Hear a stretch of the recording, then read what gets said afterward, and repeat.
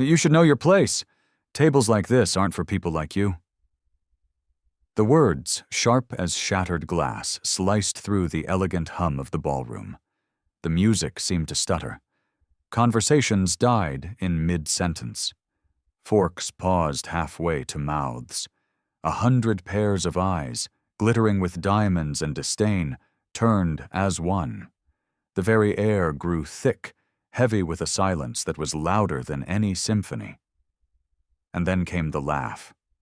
It wasn't a sound of joy. It was a weapon, high-pitched and cruel, forged in generations of unearned privilege and designed to inflict a wound. Isabel Sterling, heiress to a dynasty built on steel and shadows, leaned over her chair. She was a vision in a dress of liquid silver, a garment that seemed to mock the very light it reflected. A smile that held no warmth, only the cold promise of cruelty, twisted her perfect lips. In her hand, a crystal glass of vintage Bordeaux glittered like a captured star. Without a flicker of hesitation, she inverted it.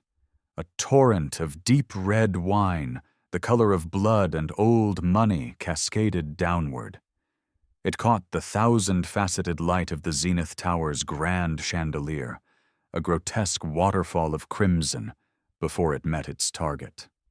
The liquid crashed into the immaculate hair of the woman seated below, soaking the elegant chignon, flowing across her scalp in sticky rivulets.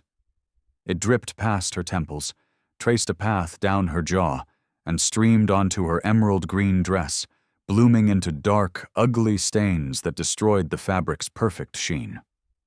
The sound of the wine hitting her, soaking her, was unnaturally loud in the sudden, absolute vacuum of the room. It was a wet, violating sound that made people flinch. A few scattered gasps erupted, sharp and sudden. Muffled, nervous laughter sputtered from a table of young men who saw cruelty as a spectator sport. And, inevitably, the phones rose.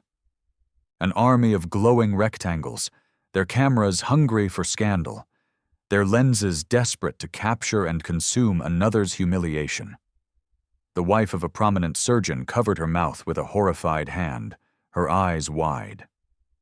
A group of trust fund heirs in bespoke suits leaned back, grins spreading across their faces as if they'd just been served the evening's finest entertainment. Isabel Sterling threw her head back, her silver dress shimmering, and laughed again. It was a sound of pure, unadulterated triumph. She was basking in the attention, drinking it in. "There, that's much better," she declared, her voice carrying like a trumpet call across the silent hall. "Green was never your color, darling. Red suits you so much more." She dangled the now empty glass from her fingertips, tilting it back and forth as if it were a newly won trophy. Some of the guests, eager to align themselves with power, laughed on cue. Others offered a smattering of polite, timid applause. The message was brutally clear, understood by everyone in that room. This was a dominance play. This was a public execution of dignity. But the woman in the emerald dress, the black CEO, Serafina Vance, did not move. She didn't flinch as the wine dripped into the collar of her ruined gown. She didn't wipe the sticky liquid that was beginning to dry on her skin. She simply sat, motionless, her hands resting on the table, perfectly composed. It was a stillness so profound, it felt like a form of defiance, a calm so absolute, it was unnerving. Her eyes, which had been cast downward, slowly lifted. It was not the panicked glance of a victim, not a desperate plea for help. It was a slow, deliberate, calculated ascension. Her gaze moved past the stained tablecloth, past the shocked faces of the other guests, and locked onto Isabel Sterling with a quiet, terrifying force. The laughter in the room began to falter. One by one, the sycophantic chuckles died, strangled in the throat. The ripple of noise collapsed back into a suffocating silence. Isabel shifted slightly, her triumphant smirk tightening at the edges. She tried to force another giggle, tossing her platinum blonde hair in a practiced gesture of nonchalance, playing for the audience she felt was still hers. "Come on, don't be shy. Give the cameras a little smile," she taunted, gesturing with the empty glass toward the sea of glowing phones still aimed at their table. But even she could feel it. The current was turning. The spectacle was no longer hers to command. The soaked woman in green didn't need words. Her stillness was heavier than any shout, more powerful than any outburst of outrage. Every drop of wine that fell from her chin to the pristine white linen was an unspoken declaration. Every second of silence that stretched on built a pressure in the room that Isabel's laughter could no longer pierce. The grand ballroom itself, with its gilded ceilings and crystal fixtures, seemed to bend around Serafina's composure. The chandelier still sparkled, but the spotlight had moved. The woman dripping with wine was no longer the object of ridicule. She was becoming something else, something unshakable, a center of gravity that every gaze, every thought, every whispered fear now circled.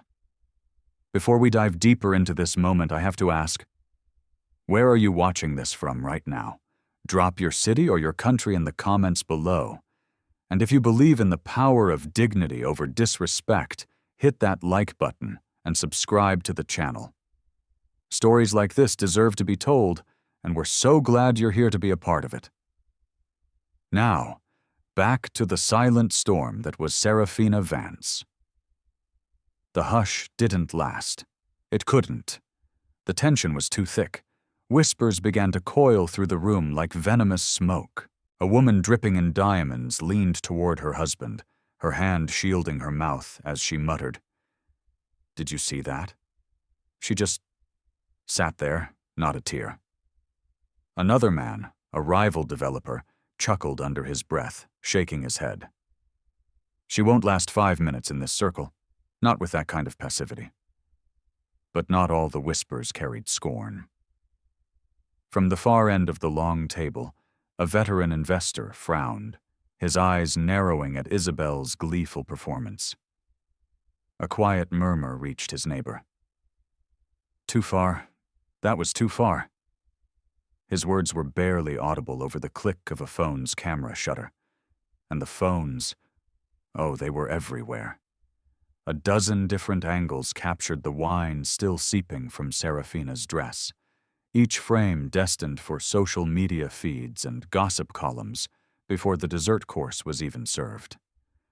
Some held their screens high, their faces bathed in the cold light of vicarious drama. Others tried to be more discreet, pretending to check their messages while their lenses burned the humiliation into digital memory. The laughter started again. Not from everyone, but from a specific, predictable corner. The young heirs, the ones who had never worked a day in their lives, clapped each other on the back. One of them, his eyes bright with a casual cruelty, leaned over to his friend.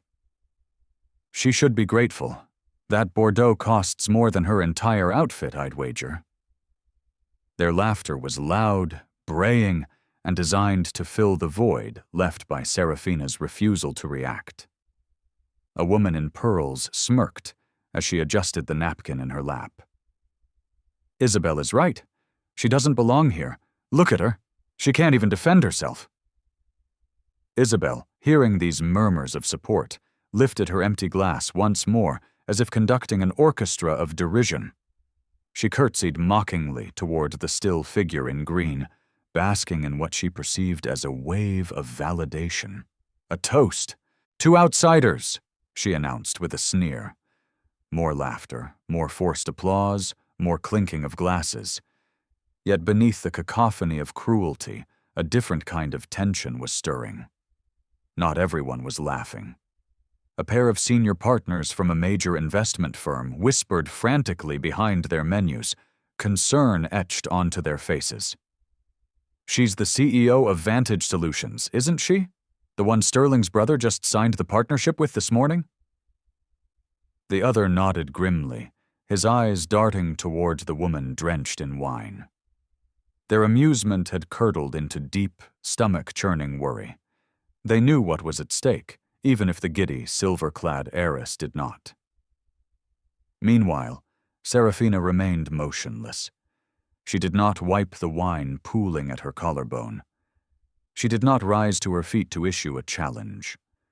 Her silence became its own performance, a perfect, polished mirror in which every jeering voice, every cruel laugh was forced to see its own ugly reflection. The louder the crowd became, the more her profound composure magnified their barbarism. One young guest, who had been recording with glee just moments before, slowly lowered his phone. He felt a sudden, uncomfortable heat in his cheeks. He slipped the device into his pocket and stared intently at his water glass instead. A woman beside him frowned, her own laughter faltering as she watched the still, wine-soaked but unbroken figure. Something about the scene no longer felt amusing. It felt dangerous, as if the entire gilded room was holding its breath, waiting for an inevitable catastrophic turn. Isabel, gloriously oblivious, blew a kiss toward her audience of cameras. "Remember this night!" she shouted, spinning theatrically in her silver dress. "This is what happens when you sit where you don't belong!" Her laughter burst forth again, high and wild, echoing off the marble columns and into every corner of the opulent hall. But in the quiet spaces beneath that laughter, in the charged pauses between the gasps and the claps, eyes began to shift. The balance of power was changing. Not everyone was laughing anymore. Not everyone was blind to the reckoning that was about to come. And at the center of it all, wine dripping steadily onto the marble floor, Serafina Vance waited. Her gaze never wavered. The wine dripped from a strand of her hair, slid past her cheekbone, and vanished into the stained folds of her emerald dress. Still, she sat with a spine straight as steel, her hands resting lightly on the table as if nothing had happened at all. Around her the room hummed with a nervous, crackling energy, laughter that was pitched too high, whispers that were too sharp, the clinking of glasses used to mask a growing unease. But when her eyes lifted again, all that noise seemed to dim. She looked first at the empty glass in Isabel's hand, the weapon that had been turned into a trophy. Then she raised her gaze higher, letting it settle on the heiress's face. The smug, self-satisfied smirk on Isabel's lips faltered. It was only for a fraction of a second, a barely perceptible flicker, but in that moment of absolute silence, the crowd caught it. Serafina's stare was deliberate, unhurried, and piercing. She didn't need to speak. Her silence wrapped around her like a suit of armor, and the sheer weight of it pressed down on the entire room. Her composure was now the loudest thing in the hall. A ripple of profound discomfort spread through the guests. One man shifted in his seat, suddenly and acutely aware of how loud and foolish his laughter had sounded just a moment ago. Another woman lowered her phone, a flush of shame rising on her neck for having been caught recording such a cruel act. The cameras were still pointed, but their owners were no longer so certain they wanted proof of what they were witnessing. Isabel tossed her hair, forcing a brittle, fragile laugh. "What? No comeback? Cat got your tongue?" she sneered, but her voice cracked slightly at the edges.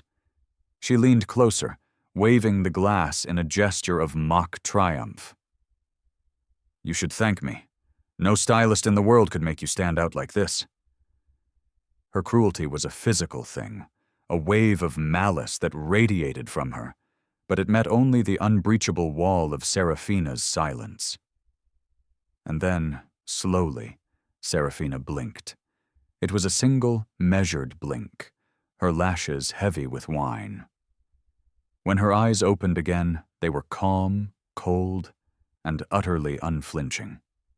It was the look of someone who had already seen the end of the game, someone who held the power to end the entire charade with a single thought. Isabel felt it. She took an involuntary step back, just a half step, but it was enough. The keen-eyed observers in the room noticed. Murmurs stirred. "Did you see that? She's not even angry," someone whispered. Another voice, filled with a new and dawning unease, replied, "No, she's waiting." "Oh." Serafina adjusted her posture slightly, straightening in her chair. She lifted one hand, not to wipe away the wine, but to place it gently on the stem of her own water glass. Her fingers curled around it with a quiet, unshakable certainty.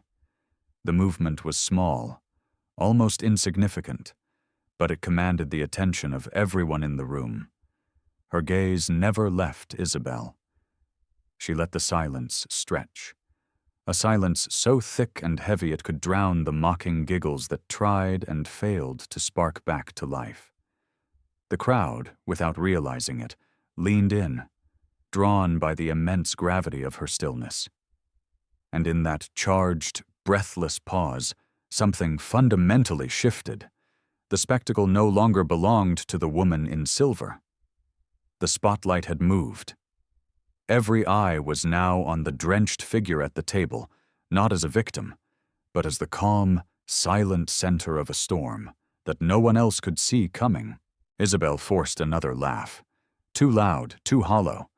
She waved to the crowd as if trying to reclaim their attention, but her eyes flicked nervously back to the woman she had tried and failed to humiliate. And what she saw staring back at her was not weakness. It was a warning. The grand ballroom buzzed with a tension so palpable you could almost taste it. Guests leaned closer to one another, their voices lowered, a network of unease spreading like fine cracks across a sheet of glass. The wine kept dripping. The silence kept deepening. And at the center of it all, Serafina Vance's eyes told a story that no one else dared to speak aloud. This isn't over. Isabel Sterling shifted her weight, the heels of her designer shoes clicking softly against the marble floor as she tried to reclaim the rhythm of the room. Her smile widened, but it was brittle at the edges now, the kind of desperate grin that dared the crowd to laugh with her or risk being seen as standing against her. She twirled the empty Bordeaux glass in her fingers, letting it dangle carelessly by her side. "Oops," she announced, her voice dripping with a mock innocence that fooled no one. "Guess I got a little carried away, but come on, look at her. She actually looks better this way, don't you think?" She gestured grandly toward Serafina, who remained seated, silent, dripping wine like a statue carved from pure resolve. A few obedient, nervous chuckles followed. A smattering of applause rose from her loyal inner circle, people whose fortunes were tied to her families, all of them desperate to keep her ego and their positions intact. One man even clapped too loudly, his forced laugh bouncing around the hall like broken glass. But beyond that shallow ring of sycophants, the atmosphere wavered. Guests exchanged wary, uncertain looks. A woman took a long sip of her champagne, her eyes wide with discomfort over the rim of her glass. An older gentleman meticulously adjusted his cufflinks, finding the pattern of the tablecloth suddenly more fascinating than the spectacle before him. Isabel tilted her head back, basking in what she tragically mistook for admiration. She raised her chin, her silver dress catching the light, diamonds at her ears flashing with every exaggerated theatrical gesture. She was undeniably beautiful, but her beauty had curdled into something sharp, arrogant, and ugly. She strutted around Serafina's chair like a predator circling its prey, her heels tapping out a sharp rhythm of disdain. "Tell me," she leaned in close, her expensive perfume warring with the sour scent of spilled wine, her tone dripping with venom. "How does it feel to sit among us? To wear your little emerald dress and pretend you belong? Did you really think no one would notice you're an imposter?" The room held its breath. Every syllable was a calculated strike. Every pause was a fresh insult. Isabel wanted to break her target, not just with wine, but with words. To strip away her dignity, layer by painful layer, until nothing remained but raw, exposed shame. And then she laughed again, louder, shriller, turning her head toward the crowd. "Don't be shy, everyone. Take a good look. This is what happens when you climb too high too fast." Phones flashed. Glasses clinked. But the energy was thinner now, stretched taut and ready to snap. Even those who were still laughing felt the unease churning beneath their own voices, the nagging, persistent thought that the joke had gone too far. Seraphina Vance remained immovable. Her silence was beginning to feel less like passivity and more like a gathering storm on the horizon. She did not speak, but her presence spoke volumes. Her gaze followed Isabel with calm, unnerving precision, tracking her every exaggerated movement as though she were calmly measuring the cost of each and every insult. Isabel tried to hold that gaze but found herself glancing away, unable to withstand its silent, searing weight. She spun again, tossing her hair, twirling her empty glass in frantic circles. She leaned into her role as the villain, convinced that a powerful enough performance could erase the tremor of doubt that was beginning to creep into her chest. "Smile for the cameras," she sneered, lowering her voice just enough for those nearest to hear. "This will be the only headline you'll ever make." Her laughter spilled out once more, but it sounded different now. Thinner, more desperate, fighting against the heavy, disapproving silence that was pressing back from the woman she had tried to destroy. And across the table, across the hall, people began to see it. This cruel show was no longer amusing. It was unraveling. Isabel Sterling didn't know it yet, but the moment she poured that wine, she had lit a very long fuse. And the woman she had mocked was the one holding the match. The laughter spread again, though it was thinner this time, as forced and unpleasant as champagne that had gone flat. A handful of guests, eager to stay on the side of money and power, clapped their hands against the table, trying to keep the cruel mood alive. Their voices rose in shallow agreement. "That's right," one young man barked from the far end of the room, his diamond cufflinks catching the light as he raised his glass in a mock toast. "Outsiders should know their place." His words drew a ripple of uneasy, hesitant chuckles. Another guest, emboldened by the first, leaned back in his chair and spoke louder than he should have. "If she wants to play with the giants, she better learn how to take a joke." His friends laughed too loudly, a desperate attempt to prove they belonged to the same exclusive circle of cruelty. Isabel soaked it all up like a sponge. She turned to them, grinning, her arms spread wide as if she were the conductor of the entire room. "See? They understand," she declared, her voice dripping with satisfaction. She basked in the attention, twirling her glass like a scepter. "This is what happens when you forget where you came from." But cracks were forming in her wall of support. Not everyone was laughing. At the next table, a woman whispered sharply to her husband, "This is ugly, Robert. Truly ugly." He cleared his throat and glanced away, unwilling to meet her disapproving eyes. In another corner, the two investors exchanged another look, one heavy with unspoken calculations. One of them murmured, "She's the sole partner on the Vantage deal, isn't she?" The other gave the faintest, almost imperceptible nod. Both of them fell silent, staring down at their plates, unwilling to take any part in the unfolding farce. Yet the cruel chorus kept going. Phones hovered higher, their lenses recording everything. One guest angled his camera deliberately to frame Seraphina's drenched figure, zooming in on the streaks of wine running down her skin.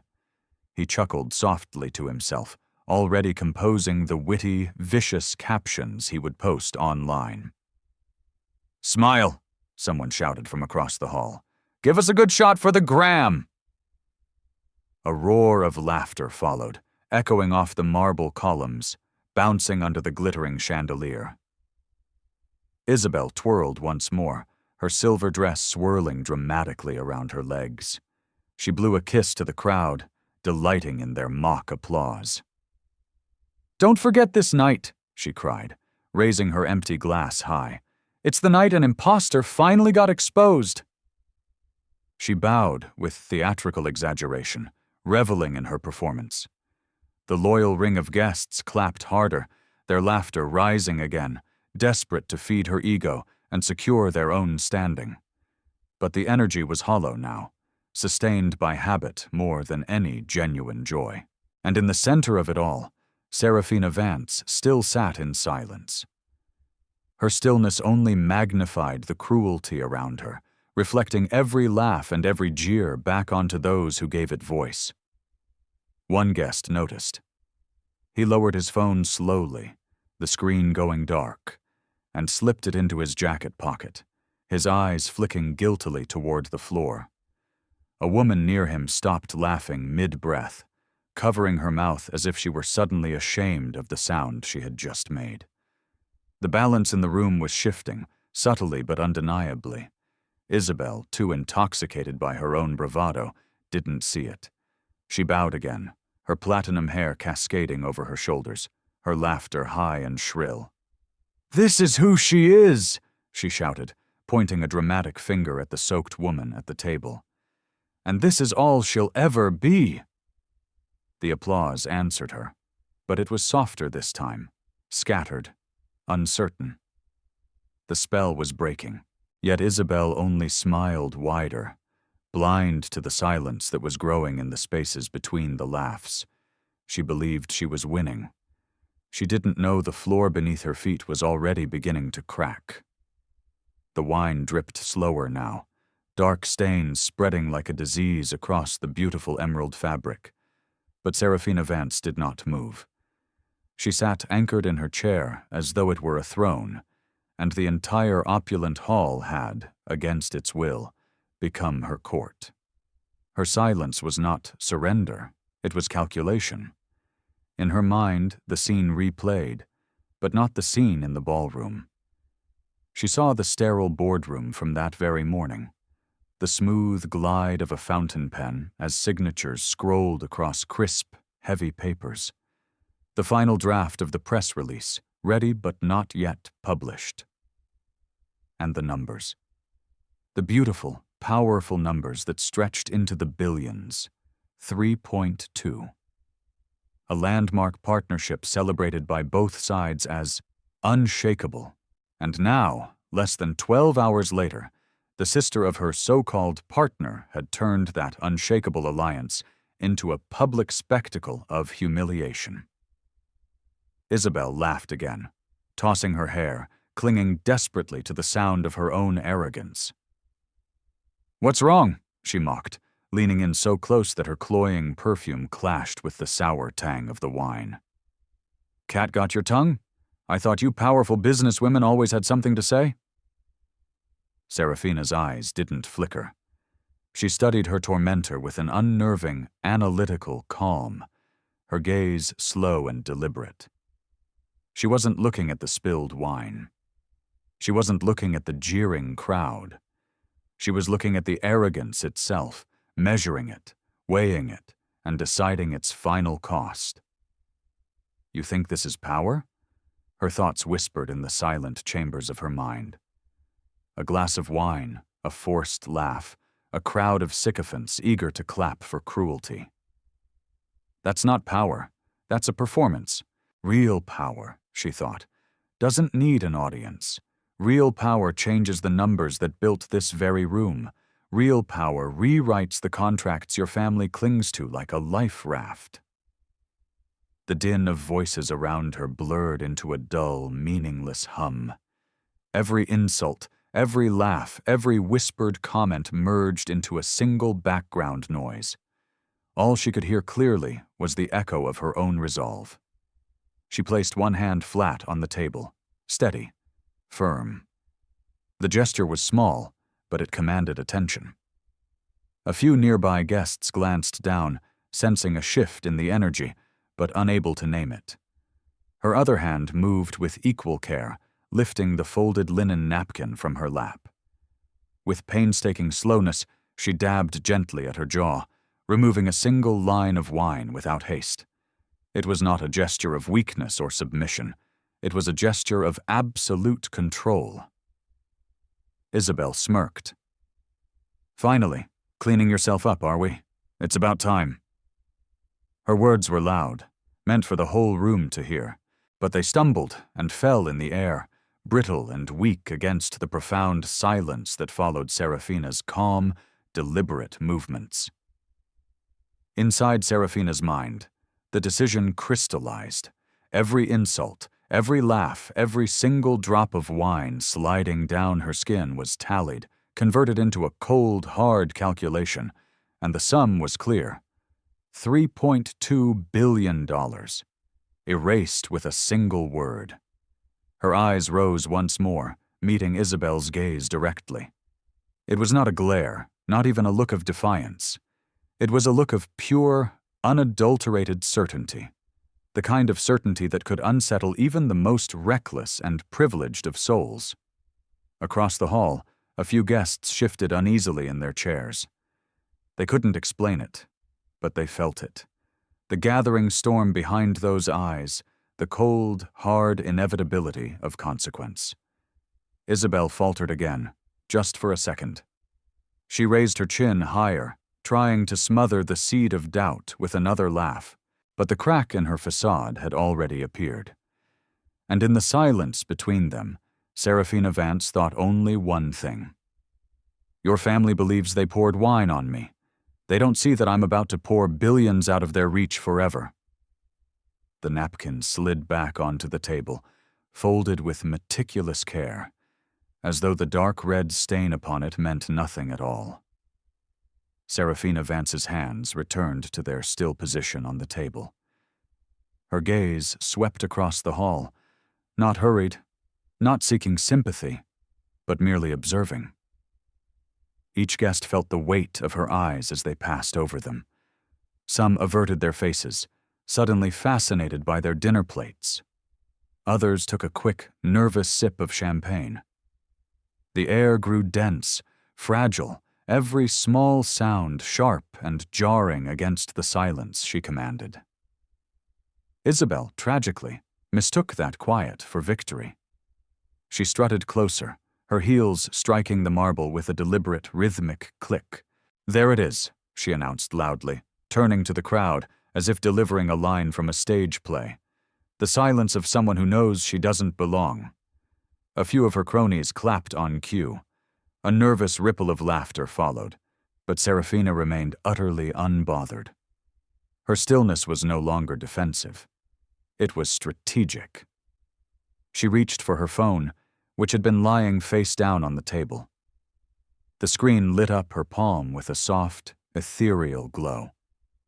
Her fingers moved with unhurried, terrifying precision, tapping once, twice. She then lifted it to her ear. The shift in the room was immediate and seismic. The crowd leaned in, a collective body moved by a single thread of curiosity. Isabel tilted her head, a smirk playing on her lips. "Oh, look, she's calling for help. Maybe her driver can bring her a towel." Her words were sharp, but her voice was a little too quick, a little too eager to fill the suddenly charged space. Serafina's tone, when it came, was nothing like Isabel's shrill theatrics. It was calm. It was cold. Each syllable dropped like a piece of iron into the silence. "Terminate the contract," she said, "effective immediately." A hush fell over the room that was heavier, deeper, and more absolute than before. The hall seemed to contract, the very air pressing inward. Even the string quartet in the corner, which had been quietly waiting to resume, stumbled. A cellist's bow faltered against the strings, creating a single discordant note that hung in the air like a ghost. Conversations froze mid-whisper. Eyes widened. Glances darted from person to person. She ended the call without any flourish, placing the phone back beside her plate, as though it were nothing more than a dinner knife. Then she folded her hands once more, her posture steady, her eyes fixed forward. Isabel blinked, her laugh caught in her throat. What did she say?" she asked, forcing another chuckle that rang completely hollow. No one answered her. The crowd's focus had irrevocably shifted. They no longer looked at the woman in the shimmering silver dress. Their eyes, wide with a mixture of shock and dawning horror, were glued to the drenched figure at the table, the one who had spoken just 5 words, and in doing so had shifted the very foundations of the room. A man at the far end of the table pulled out his own phone, his fingers scrolling frantically through a financial news app. His face drained of all color. He nudged his neighbor, whispering urgently, his voice tight with panic. Another guest's screen lit up, displaying a breaking news alert from a market watch service. The whispers grew faster, sharper, like the frantic clicking of a stock ticker. "She can't mean the Sterling deal. Not today's deal." Isabel's smile wavered, then cracked. She tried to wave her empty glass again, to command the attention that was slipping through her fingers like sand. "She's bluffing," she scoffed, but her eyes flickered, betraying a rising tide of doubt. Serafina said nothing more. She didn't need to. Her silence was louder than any declaration could ever be. The immense weight of what she had just done began to settle across the grand hall, like ash after a volcanic eruption. Isabel laughed one more time, a sound that was too loud, too strained, too desperate. But fewer people joined in this time.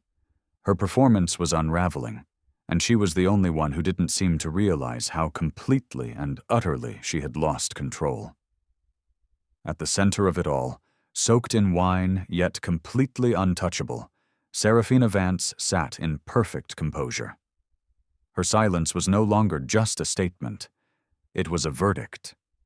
The seconds stretched into an eternity, every eye in the room darting between the woman in emerald and the heiress in silver.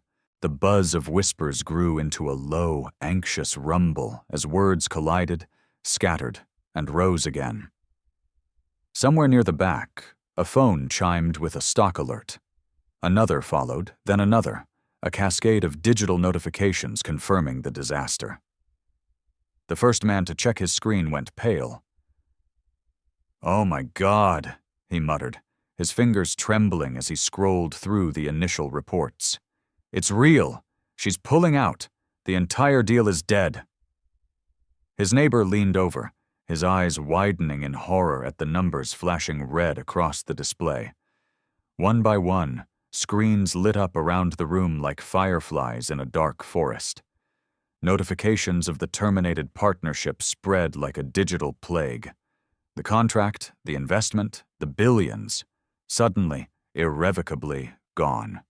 The official headlines hadn't been written yet, but the financial tremors were already shaking the foundations of the hall. A woman clutched her husband's arm, her knuckles white. She couldn't have...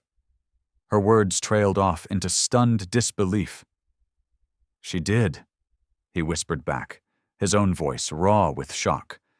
$3.2 billion, wiped clean, with a phone call. The string quartet had stopped playing altogether. Their bows hung frozen above the strings, the musicians waiting for a permission to continue that would never come. The only rhythm left in the room was the sound of Isabel's heels clicking frantically across the marble as she paced, her smile completely shattered, her face a mask of confusion and rising panic. "She's bluffing," she insisted, her voice louder now, laced with desperation. "This is a party trick, a little drama, that's all it is." Her laugh was high and shrill, but this time no one echoed it. Not a single person. Heads were bent over glowing screens instead. Conversation snapped back and forth like sparks from a live wire. "It's gone. The entire fund. Check the market futures. They're already plummeting. I just got the same alert from my broker. Do you understand what this means for her family?" Isabel spun toward the crowd, her arms outstretched in a pleading gesture. "Why are you all staring at your phones? She can't do this. My brother, our family, we control this city." But her voice no longer filled the room.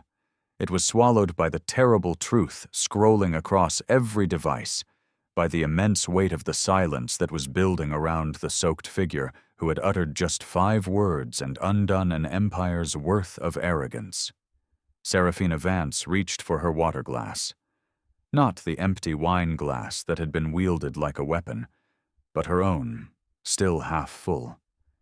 She lifted it with a calm, unshaken hand, a hand that was steady despite the wine dripping down her sleeve.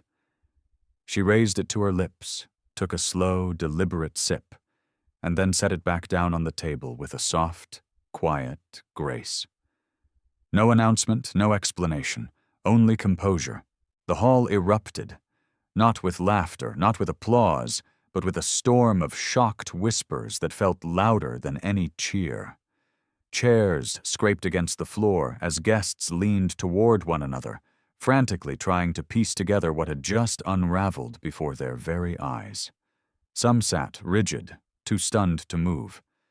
Others were already scribbling notes on napkins, their minds racing, already thinking of the boardrooms and headlines that waited for them outside these gilded doors. Isabel's breathing quickened. She spun back toward the woman she had tried to humiliate, her silver dress clinging to her, as though even the fabric knew the fire had burned out. "You think you can scare me with this little game?" she demanded.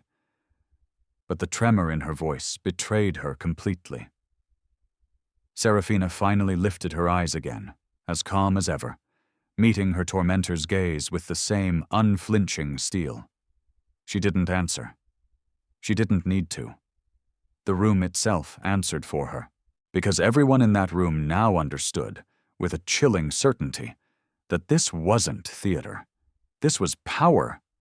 Real, terrifying, world-altering power.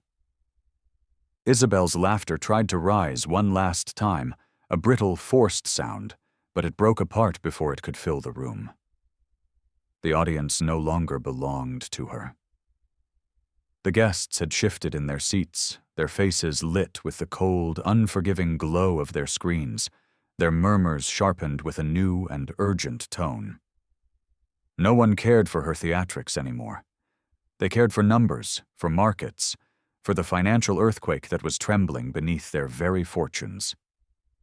One man near the head of the table, a hedge fund manager, barked into his phone, his voice shaking with adrenaline. "Sell! Sell it all now!" His words carried like a warning flare in the night, sparking more calls, more frantic whispers across the room.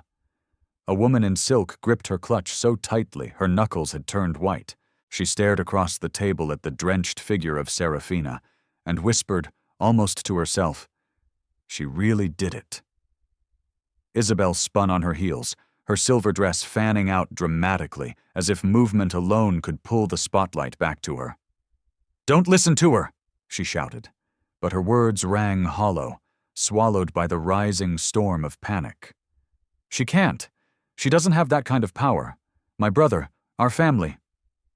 But the crowd wasn't listening to her anymore. They had seen enough. They had heard enough. The profound silence of Seraphina Vance had spoken far louder than her rival's shrill, desperate protests.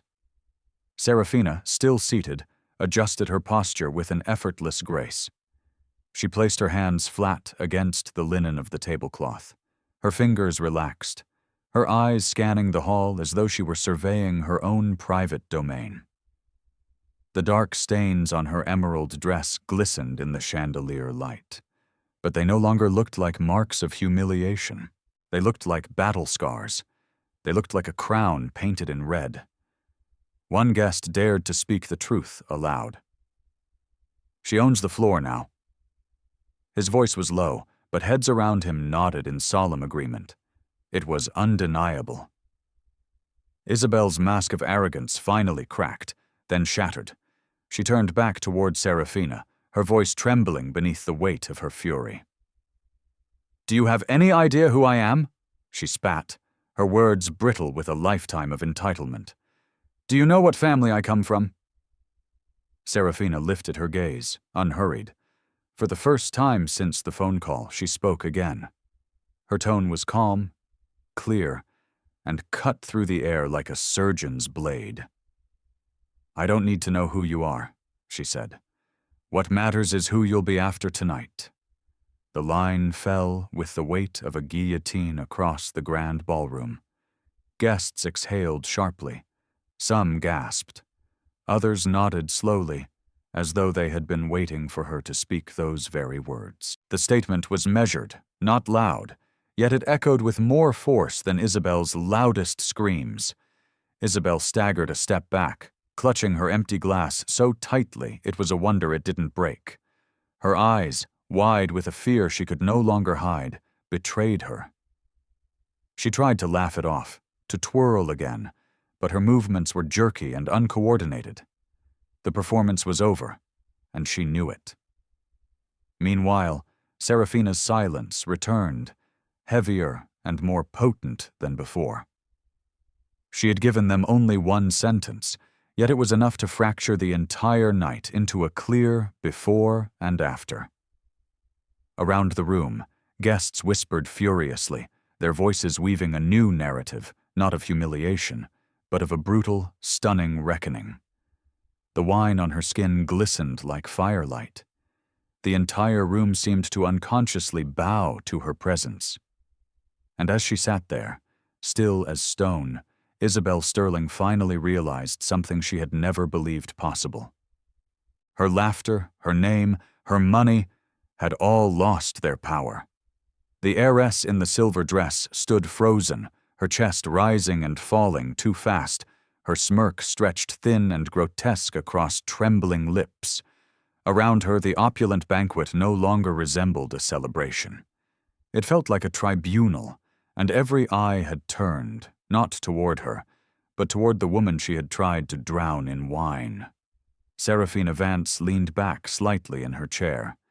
It was not the slouch of weariness, but the relaxed recline of a queen, perfectly comfortable on her throne.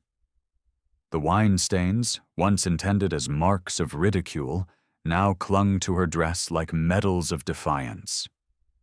Each drop that touched the marble floor below echoed louder than the forced laughter of minutes ago. The phones were still raised, but their purpose had changed. No longer were they recording mockery. The guests whispered into their devices, their lenses framing Serafina not as a victim, but as a force of nature, immortalizing the exact moment the balance of power in their world had irrevocably shifted. One man whispered to his wife, "We're watching history happen." She nodded slowly, her eyes never leaving the drenched woman in emerald green. Isabel tried again, her voice cracking, too shrill, too frantic. "You all know my family, you all know my brother. We built this city, she can't erase us." But the room had moved on. A cluster of investors leaned their heads together, their hushed tones carrying across the silence. $3.2 billion, gone, in a single phone call." Another shook his head, awe and fear etched into his features. "She didn't even raise her voice." The weight of those words settled heavily over the room. Some guests now looked at Isabel with a flicker of pity, others with open contempt, but none looked at her with the reverence she so desperately craved. Serafina lifted her water glass again. Slowly, deliberately, she took another sip. The motion was unhurried, a quiet act of defiance that declared she owned not just her own dignity, but the entire room itself. The simple act drowned out every one of Isabel's protests, every nervous laugh that tried to bubble up from her supporters. And then she set the glass down with a soft, final click against the table. That sound carried more authority than all of Isabel's shouting. Finally, Serafina spoke again. Her voice was calm, steady, the kind of tone that carried further and deeper than any scream. "This room," she began, "celebrates wealth, power, and legacy. But you should know that those things aren't inherited in a glass of wine." Her words slid through the crowd like electricity.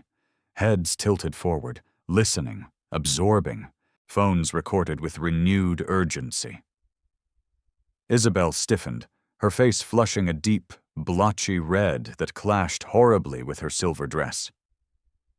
Serafina continued, never raising her volume, yet each word struck harder than the last. Tonight, you tried to humiliate me. But what you've actually done is remind everyone here that true power is not about spectacle. It's about consequence. A silence heavier than marble settled over the hall. Guests sat motionless, waiting, watching, unwilling to miss a single breath of what would come next. Isabel clutched her empty glass like a shield. Her knuckles were white. Her eyes darted wildly around the room, desperately searching for someone, anyone, to rescue her from the silence that had turned so completely against her. But no one moved. All they saw now was the woman seated in emerald, drenched but unshaken. Her calm, powerful presence made the grand hall itself feel as if it had bent to her will. And in that silence, it became brutally clear. Isabel Sterling wasn't in control anymore. She was simply standing in the ruins of her own arrogance, while Serafina Vance sat, composed and unshakable, in the absolute center of power. The air in the grand ballroom felt charged, as if lightning had struck but the thunder had not yet rolled. The guests sat rigid, their breaths shallow, their gazes pinned to the woman in emerald who had, in the space of a few minutes, transformed humiliation into absolute dominance. Isabel's silver dress shimmered under the chandelier, but its brilliance no longer commanded the room. It clung to her like a shroud of desperation, the fabric of someone who had lost everything. She tried one last time, her voice trembling as she forced the words out.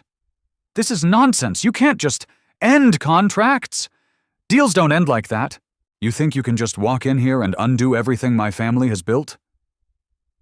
Serafina's eyes lifted slowly, her stare locking onto Isabel's with such calm finality that the younger woman faltered mid-sentence. The crowd leaned in, holding their collective breath. "Power," Serafina said, her voice soft but carrying an immense weight, "doesn't ask for permission." The sentence wasn't shouted, it wasn't dramatic, but it landed with a force that crushed every last whisper in the room. The guests froze, their phone screens glowing faintly in their hands, capturing a line that would echo in boardrooms and on trading floors long after this night was over. Isabel's lips parted, but no words came out. For the first time in her life, she looked small. Her glass trembled in her hand, her laughter was gone, her arrogance had completely unraveled. From the far end of the table, an older man in a tailored suit muttered under his breath, "She's finished." Another leaned closer, replying grimly, "No, they're finished. All of them." The murmurs swelled again, but this time they carried a different tone entirely. Not mockery, not scorn. It was fear, respect, and a profound, unsettling awe. The tide had turned so completely that everyone in the room knew they were witnessing the end of one era and the beginning of another. Serafina adjusted her posture, wine still dripping faintly from her dress, and rested her chin lightly against her hand. She didn't need to speak further. Her silence was now the verdict. Her composure was the sentence. Isabel stumbled a step back, her heel catching for a moment against the smooth marble. She looked around frantically for support, for the friends who had laughed with her, for the allies who had clapped at her cruelty. But their eyes refused to meet hers. They were all too busy looking at the woman she had tried and failed to shame. The woman who had, instead, revealed herself as untouchable. Even the string quartet, frozen in the corner, seemed to be waiting on Serafina's unspoken command to resume.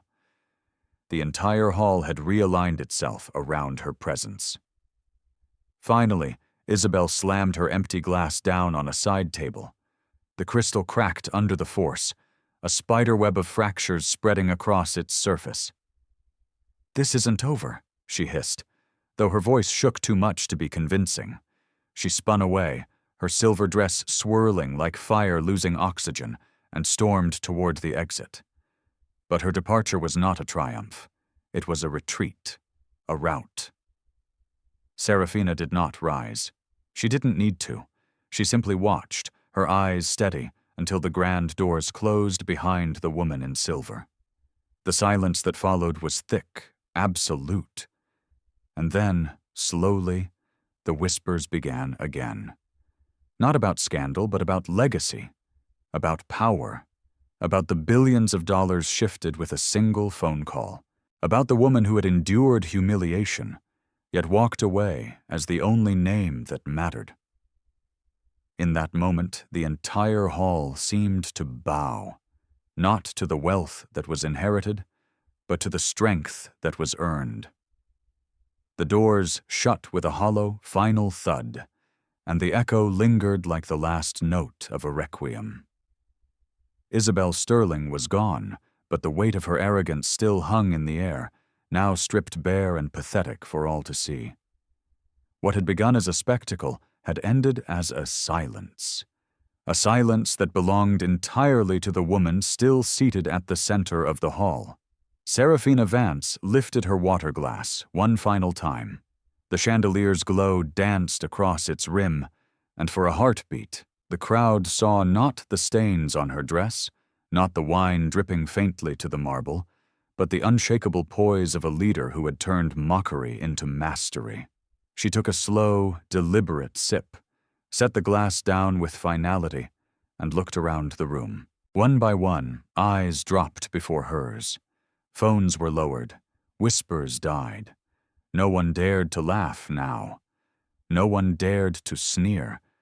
The guests who had eagerly joined in the cruelty earlier now sat rigid, shame pooling in their silence. Others, those who had watched with a quiet unease, now leaned forward with a respect they could no longer disguise. She spoke, her voice steady, low, carrying with ease through the cavernous hall. "Dignity," she said, "doesn't vanish when wine is poured on it. It doesn't shatter under the weight of laughter. Dignity endures. And tonight, every person in this room learned who truly holds it." The words settled like stone, immovable, undeniable.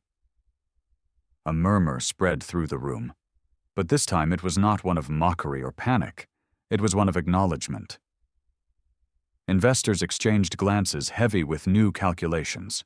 A woman at the far end whispered to her companion, "She owns the room. She owns the future." The reply came as a grim, certain nod. "And she owns the deal that is now gone forever." At last, Serafina rose. The movement was slow, unhurried, yet it rippled through the hall like a silent thunder. The dark stains on her emerald dress glistened under the light, but they no longer looked like marks of shame. They looked like proof. Proof that even when drenched in cruelty, she could stand, untouchable. Chairs scraped as some guests instinctively rose with her, unsure whether it was respect or fear that moved them. The quartet, still silent, lowered their bows altogether, sensing that the night had passed far beyond the realm of music. She turned toward the exit. Her steps were measured, each one echoing in the profound silence. No one blocked her way. No one dared to speak. As she passed, the sea of wealthy and powerful guests shifted, parting before her like subjects before their sovereign. Just before reaching the doors, she paused. She looked back one last time, not at the empty space where Isabel Sterling had stood, not at the shattered glass left behind, but at the crowd itself. Her gaze swept over them, calm and resolute. "Power doesn't come from spectacle," she said, her voice clear and final. It comes from what happens after. And with that, she stepped through the doors, leaving behind a hall filled not with laughter, but with a deep and resounding awe. The guests remained frozen in her wake. The whispers, the frantic calls, the headlines, those would all come later. But for now, in the gilded room where a queen had been revealed, the silence said it all. She had entered the evening as a guest. She left it as the only name that would ever truly matter. True strength isn't about the noise you make, but the impact you leave behind. If you believe that, make sure you're subscribed for more stories that challenge the status quo. Share this with someone who needs to be reminded of what real power looks like. Thank you for being here.